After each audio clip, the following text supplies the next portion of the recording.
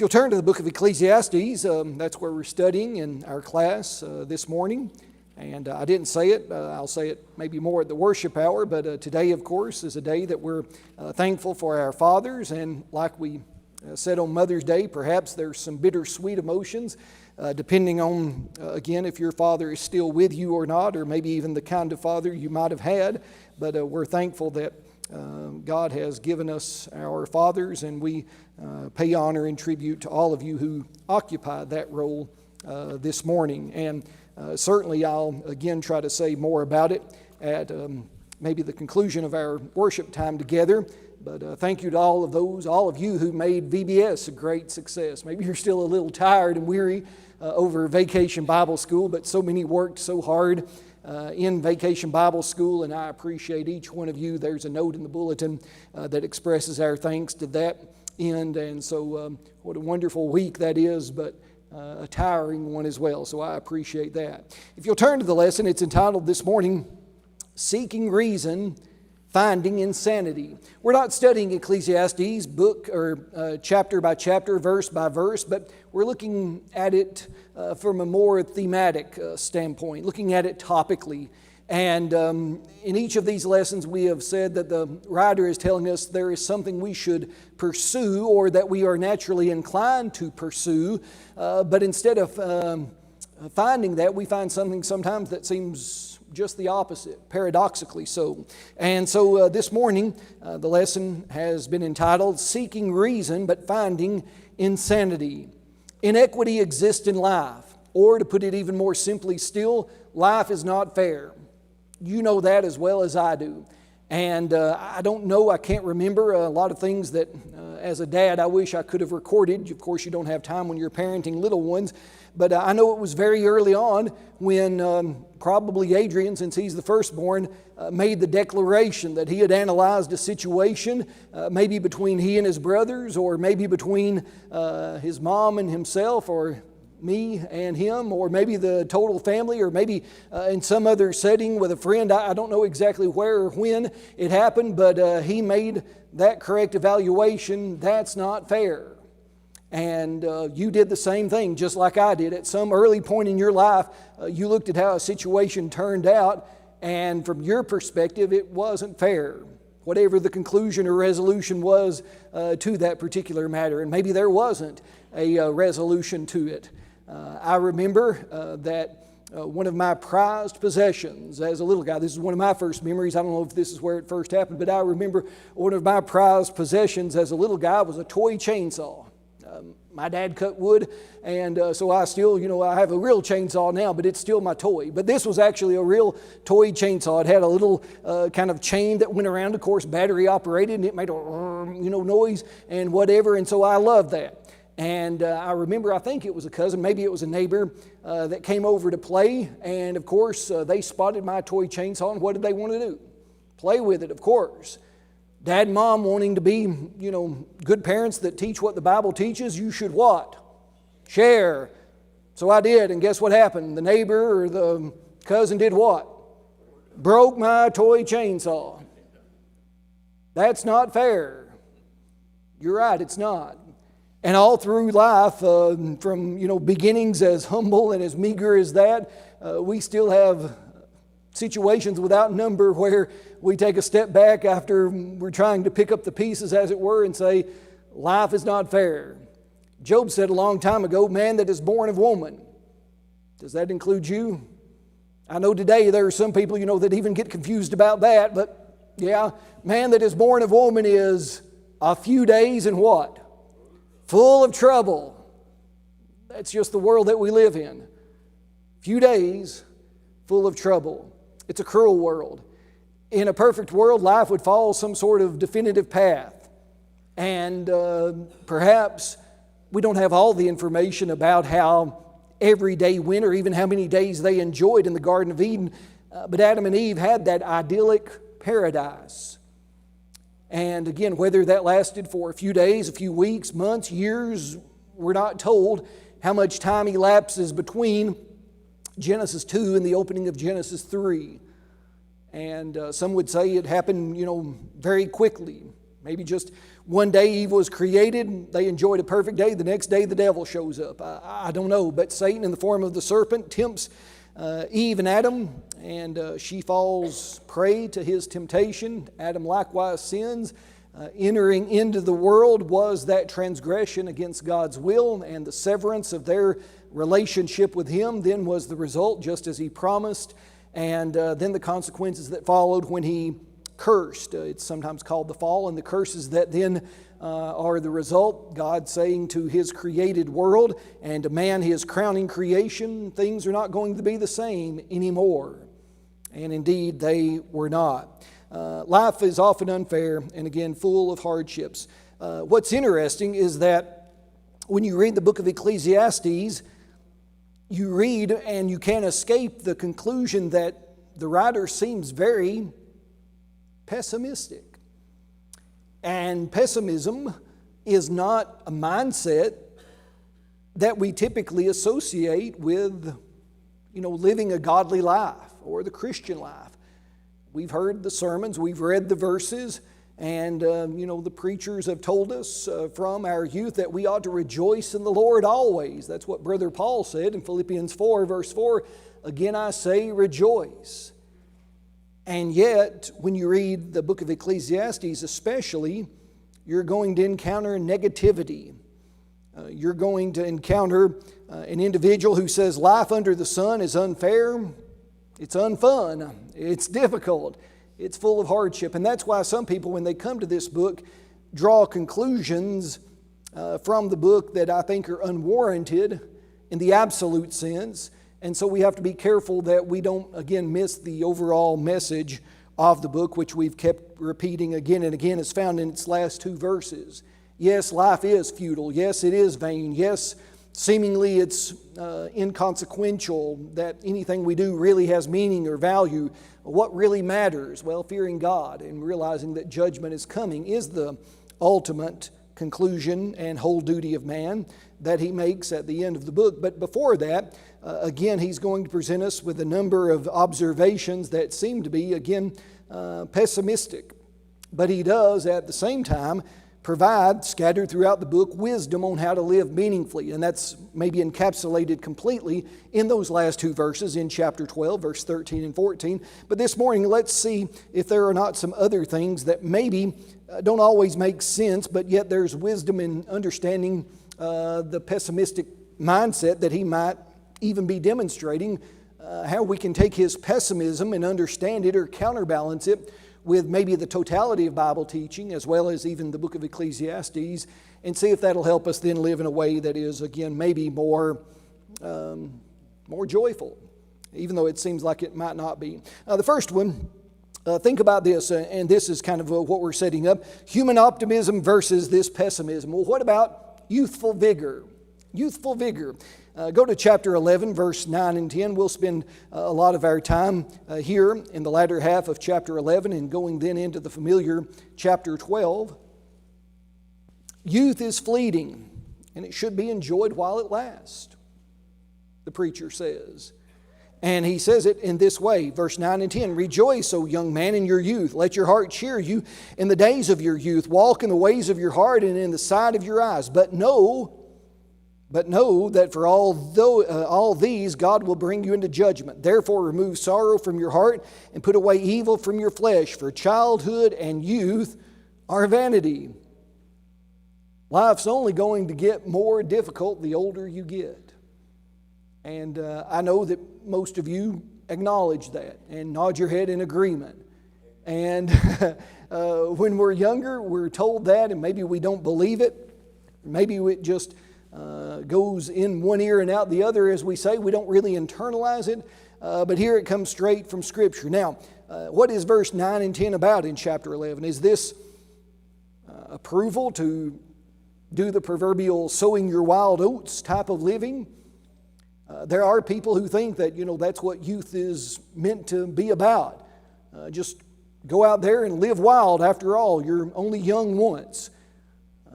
I know, well, there might be some of you that do this, but if you're a texter, and I know a lot of us, we just text basic information, but if you've ever picked up the phone of someone under the age of 25 and tried to read their text, it's like trying to read a foreign language because it's all in like code and abbreviations. But one of them that has popped up in the last, I guess 15 or 20 years, YOLO are the letters, YOLO. And that stands for you only live once. And what is meant to be conveyed by that, again, mindset is, do it, whatever, take the risk.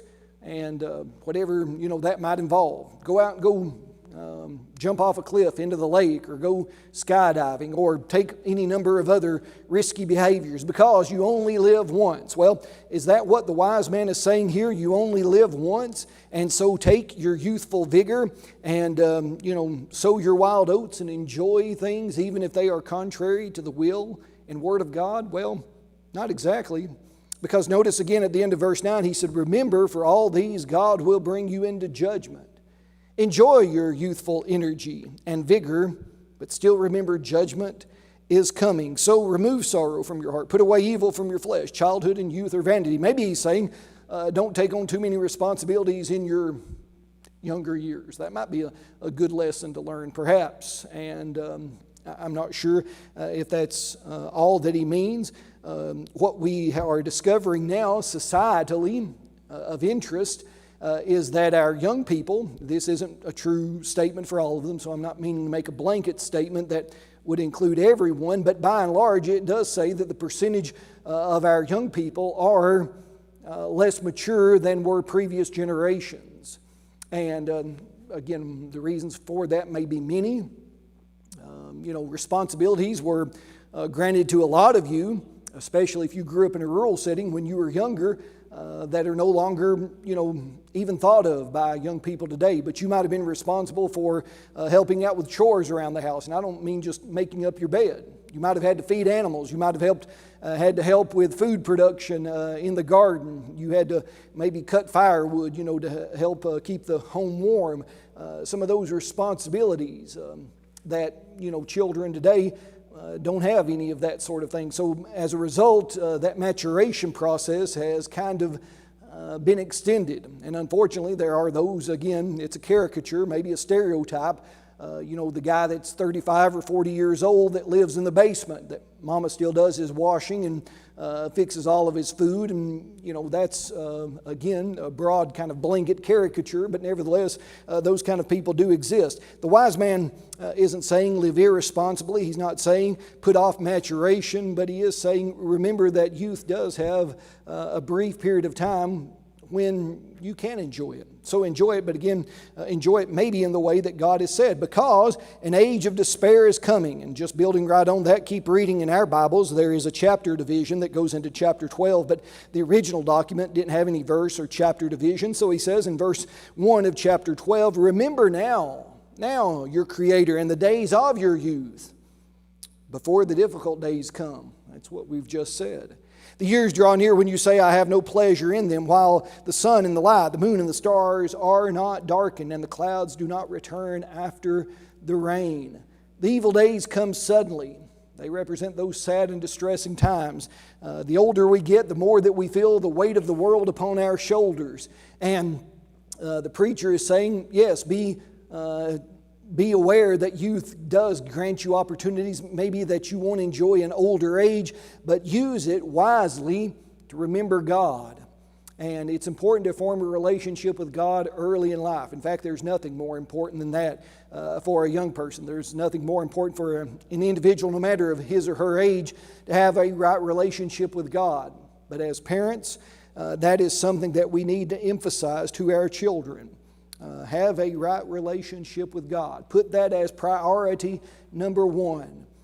Yes, they'll have other interests and pursuits. Yes, we want them to make good grades in school. Yes, we want them to, if they play a sport or if they are involved in band or some other extracurricular activity, yes, go to practice. Try to do your best in those things as well. Try to be a good friend to your peers. All of those things are helpful to make an individual well-rounded But what must top the list as priority number one is remember your Creator. Remember that God is the one that you owe your life to and that you should give your life for, and do that by forming a relationship with Him. And Dad and Mom, that's our task. That's our goal. Now you may say, I'm not a dad or a mom. At this point, I'm grandma or grandpa or great-grandma or grandpa. You can still influence. You can still impact. You can still point them in that direction, not just by your example, but even by your words. And the reason why, of course, he says, as we age, difficulties will increase, sorrow will increase. And if you have a relationship with God, strength can be drawn from that relationship as you get older. This is just the natural way that it works out, the process that we have to undergo, and you can agree with me, and I know you would. We think maybe when we're younger, okay, I've kind of got life figured out. You know, a lot of us thought we had life figured out when we were 18 or 21 or 25 or even 30 or 40. I've got life figured out. But then the longer it goes, you kind of shake your head and say, no, I don't have life figured out. I don't know all that I thought I knew. But what I can look back and see is God helped me. If I had a relationship with Him in those difficult times, God brought me through that. He helped me then, and that gives me confidence to know that He'll help me now. Keep reading in chapter 12, and he says, from this age of youthful vigor, we have to realize that the age of decline is rapidly approaching. And again, we don't have to go around the room and ask every person, do you know what he's talking about? I know you know what he's talking about, as do I. We know what he's talking about. He said, in the day when the keepers of the house tremble. Now this is a beautiful, beautiful example of Hebrew poetry. And he is going to use, whether you want to call it metaphor or idiomatic expressions, figurative language, I guess all of those different ways of classifying this poetic section could be utilized. But he's going to describe what life looks like the longer we live. And here's how he starts. He says, the day when the keepers of the house tremble, the strong men bow down, when the grinders cease because they are few, and those that look through the windows are dim, when the doors are shut in the streets and the sound of grinding is low, when one rises up at the sound of a bird and all the daughters of music are brought low. Also they are afraid of height and of terrors in the way, when the almond tree blossoms, the grasshopper is a burden and desire fails. For man goes, people go to their eternal home. The mourners go about the streets. Now the symbolism, there is some conjecture in what is here being described. And depending on the source that you look at, the commentary that you might consult, you'll find different people thinking that these things represent, different aspects of our lives. But generally a consensus goes something like this. When he says, the keepers of the house tremble, what do you think he's talking about? What we think he's talking about is our arms and hands. We get a little unsteady as we get older. Of course, sometimes there are illnesses that exacerbate that. You might think most quickly, I do, of Parkinson's disease that renders an individual incapable of controlling their muscle movement. And of course, by the way, that doesn't just afflict people in old age.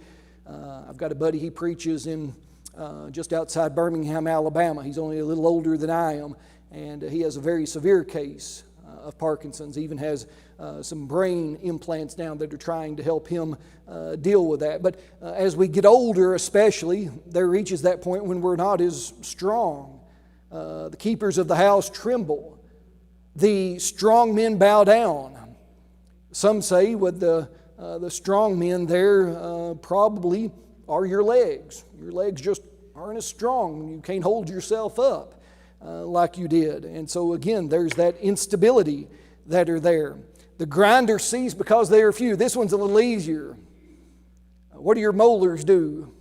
You don't have to be a dentist to know this. Of course, your molars in the back grind up your food, your incisors, and I'm trying to remember all of my dental anatomy, but I don't remember. But eventually, our teeth become decayed, and in this day, there wasn't the option of any sort of denture or false apparatus to put back in there. When your teeth decay, they just fell out. And if your teeth fall out, the grinders cease because they are few. It's hard to take in nourishment. Now today we have, any number of means where, we can get our nutrients through liquid form. But in the ancient world, when you lost your teeth, that was a very, very serious health concern because you couldn't as easily take in nourishment and nutrients that you needed to sustain life. But the grinders cease because they are few. As we get older, our teeth decay. Though, yes? I've got a tape before it was that goes over that. It's a beautiful. Oh, yeah. Somewhere I got a CD on. I was going to say, if you brought that, we could just play that and listen to it. He'd probably have it perfectly laid out for us. That's right. Absolutely. Those that look through the windows grow dim. I mean, we need these guys, don't we? I told you, I think, or maybe it was the Wednesday night class, someone told me that in Europe, these are actually called 44s.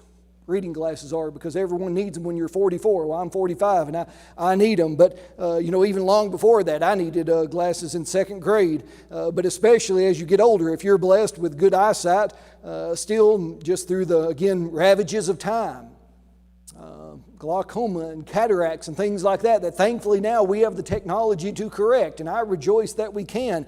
But in the ancient world, that was not a possibility. The windows, those that look through the windows grow dim. Now, verse 3, that's pretty straightforward as it relates to this age of decline. The rest of the verses 4 and 5 that we just read about this age of decline are a little more difficult. The doors are shut in the streets. You want me to be gross? Okay, I'll be gross. Some people say this refers to your bathroom difficulties. Okay, I'll just kind of put it mildly at that. Now, whether that's true or not, I don't know. Carol, there's your good Hebrew project to look up the symbolism of that. But the doors are shut in the street.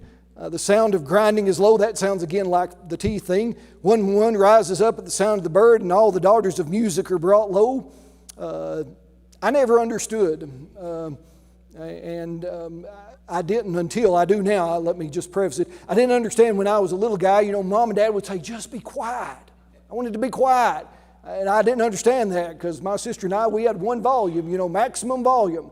Play the radio as loud as it would go. Play the TV as loud as it could go. We could yell just as loud as we wanted to. And they'd say, be quiet, just be quiet. And I understand what that means now. I just wanted to be quiet. And so things that bother us in that way, we just are irritated by. They are afraid of height. Terror's in the way. The idea, I can't get up maybe to clean my gutters out anymore. I have to stay on the ground. The almond tree blossoms. White hair. If you've got hair, many people think that's, of course, you lose the color in your hair. The grasshopper is a bird and a desire fails. That's probably a reference, to sexual desire. That's just the nature of getting older. Man goes to his eternal home and the mourners go about the streets. You're watching it play out in your own life. Paul said it, you remember when he wrote to the Corinthians, he said, our outward man is what?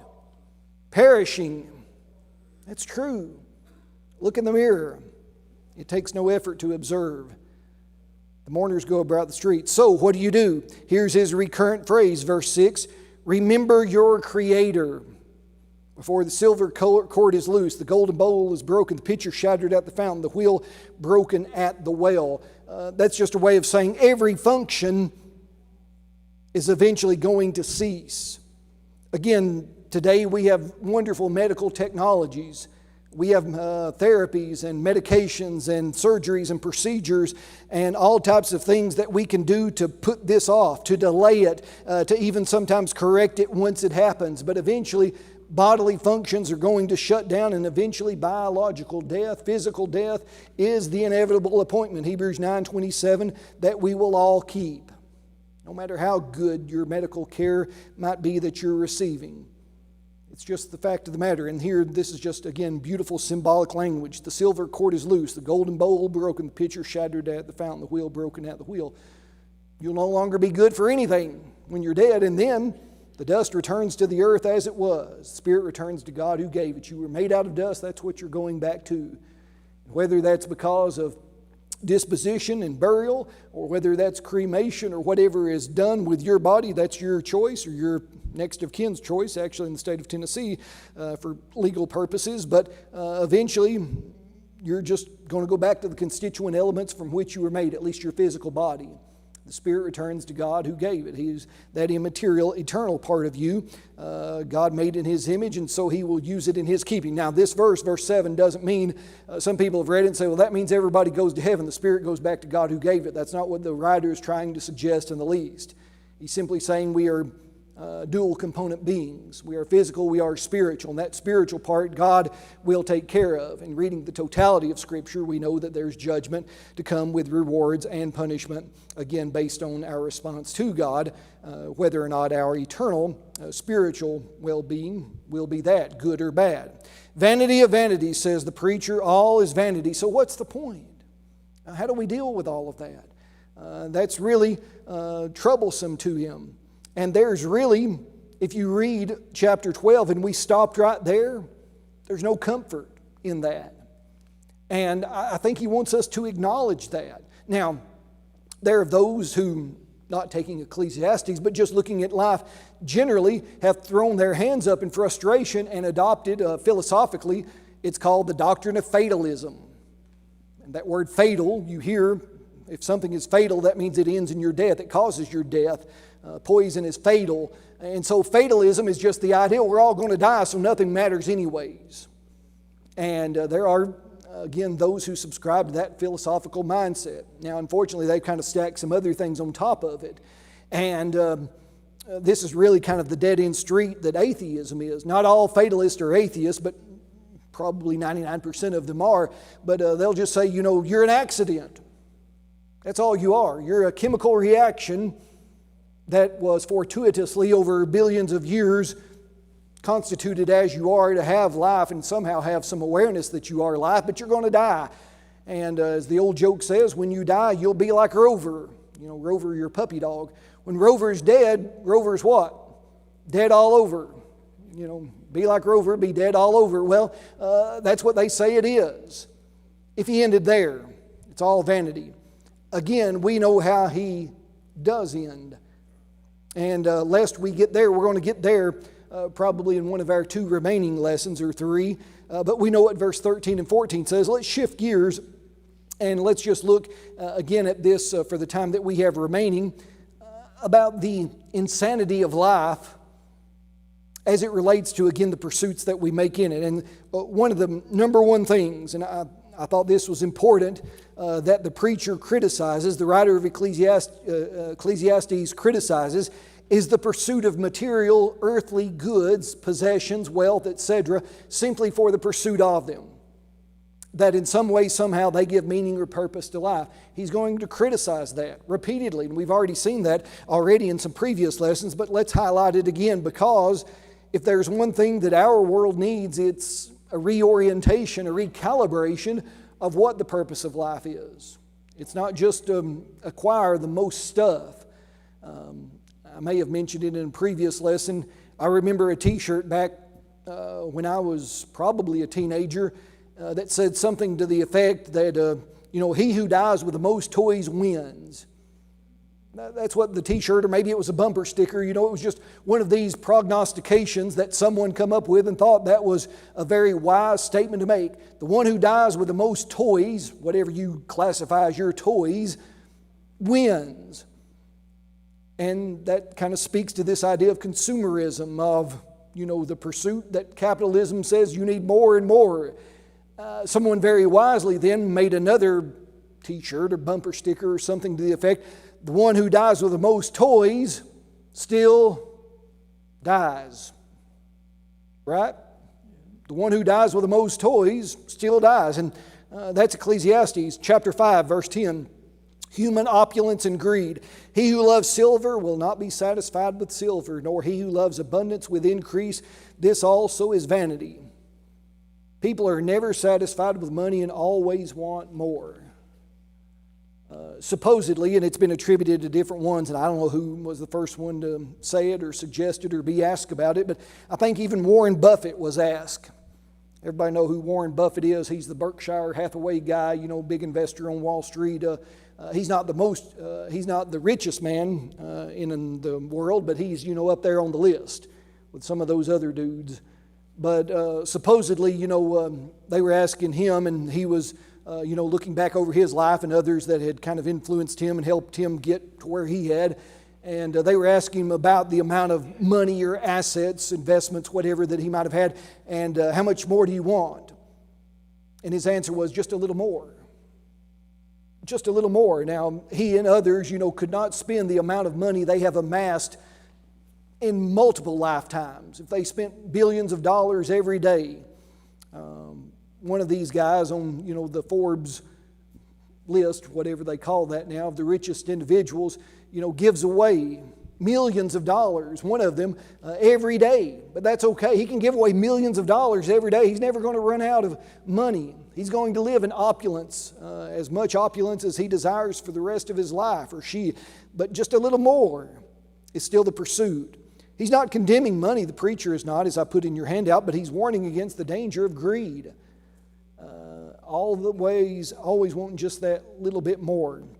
Now, why is it that people are never satisfied with money and want more? It's because wealth cannot bring you that which you seek to acquire from it. That is true fulfillment. We think that if we had more, it would not corrupt us, but it's a trap. Money in and of itself, and this is the back page of your handout now, many people believe money will not corrupt them, but it often does. Now, money itself is a morally neutral object. It's just a means to an end. It's a tool, for lack of a better term. And you can do with it what you will. Now, this discussion, interestingly, extends to any number of things as well. A firearm is a tool. It can be used wisely or unwisely. It can be used to do harm. It can be used to bring about good. The same for a knife or for an axe or even for a spoon or a fork. And the same goes for your money. You can use it wisely. You can use it unwisely. You can use it for a good purpose. You can use it for an evil purpose. But the pursuit of wealth will often lead to stress and a lack of peace. Those who love it will not be satisfied with it. It's vanity. Notice verse 11, Ecclesiastes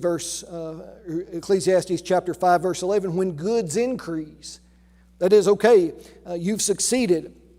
You're making more. You're doing well. You've climbed the ladder. The investments are growing. More numbers in your bank account before the decimal. When goods increase, those who eat them also increase, or they increase who eat them. So what profit have the owners except to see them with their eyes? The popularity that comes with wealth. Wealth can attract people, but that popularity is often very shallow and short-lived.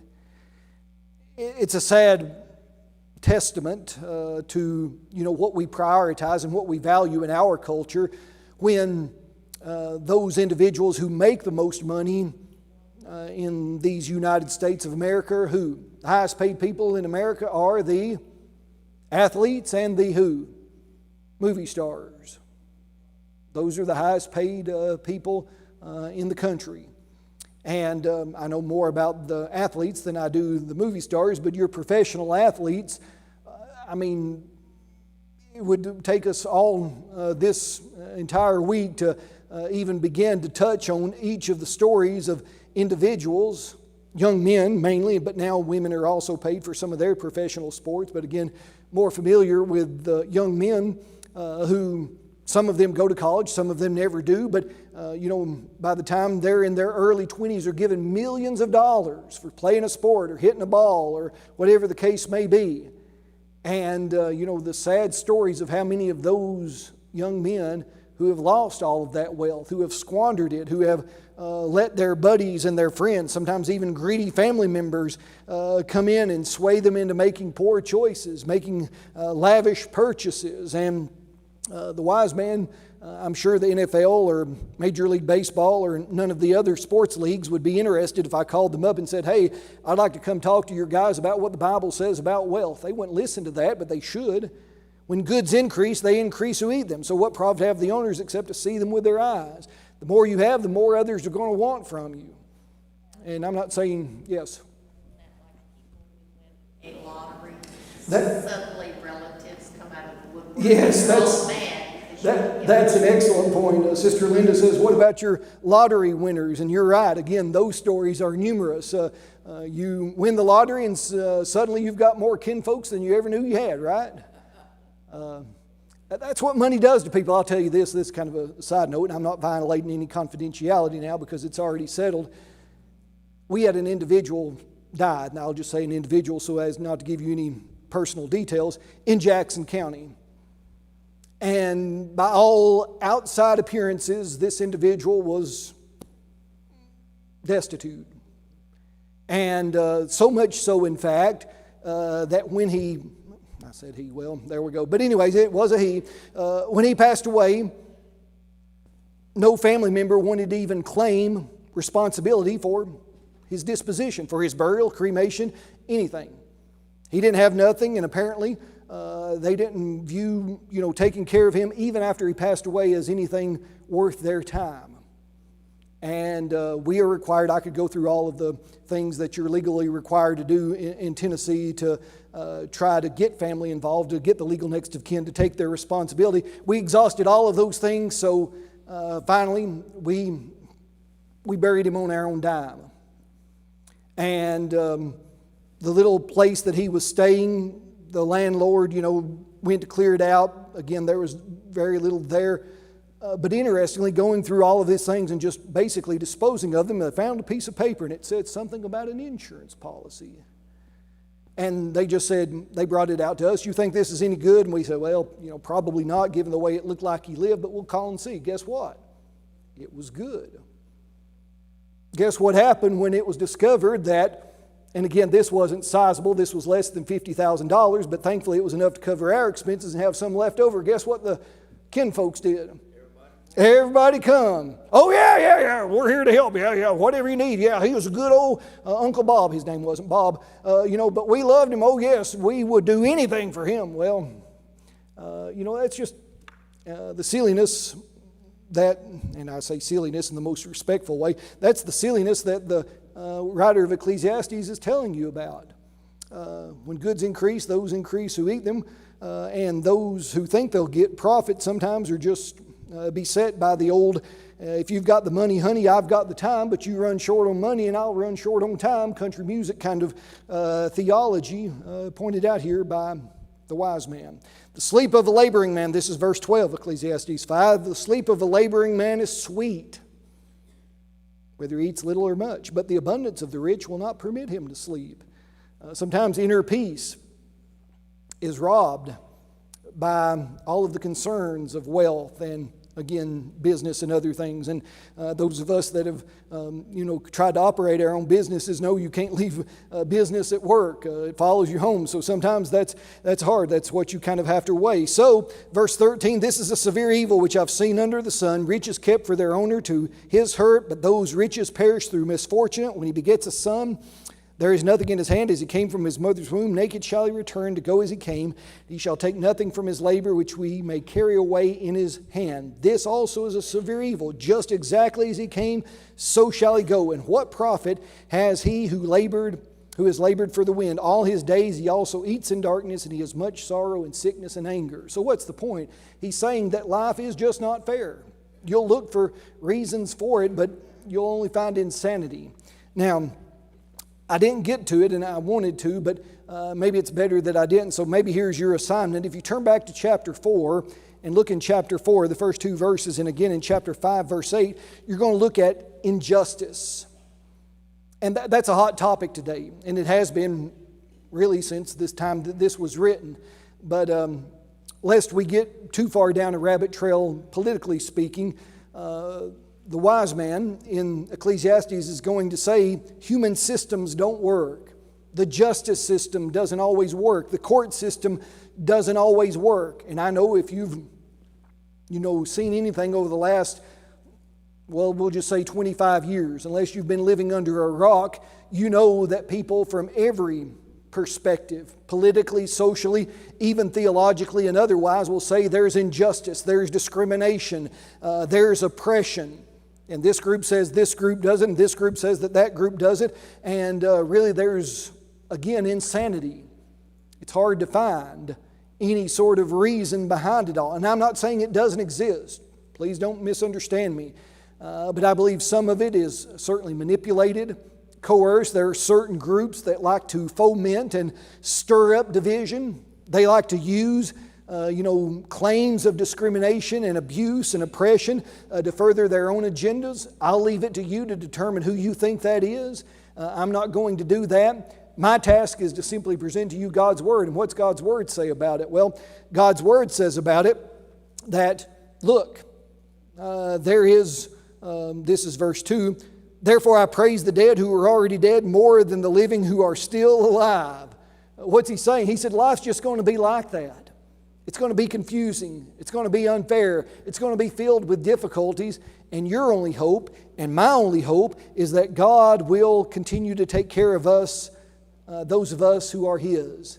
And we will put our trust in Him and not in systems or in peoples or in governments or in institutions instead of in God. I'm not saying we can't trust these things. I'm not saying we shouldn't get involved in whatever you want to, community or culturally, as long as all of those things are subservient and secondary to your relationship with God and the priority you put in serving Him. That is what has to come first, putting your trust there and knowing that God will take care of you despite what humans do in the way of pride or greed or oppression. Life is, and this is where we've said it again and again, and he says it here in verse 2 as well, life without God is meaningless. That sounds strange, that sounds too over the top, that sounds too much, surely he doesn't mean that. Yes, that's exactly what he means. Life without God is meaningless. It's vanity, it's futile. So let's continue to live for the Lord and know that He'll help us in doing that. Next week, the Lord willing, we're going to look at seeking guidance and finding truth. We're going to talk about the reality of what we do in approaching God, as well as what we do in regards to our responsibility to Him, some other things as well. Hopefully that'll be practical and helpful to us then. Thank you for studying with us this morning, and we hope you'll come back next week to do the same.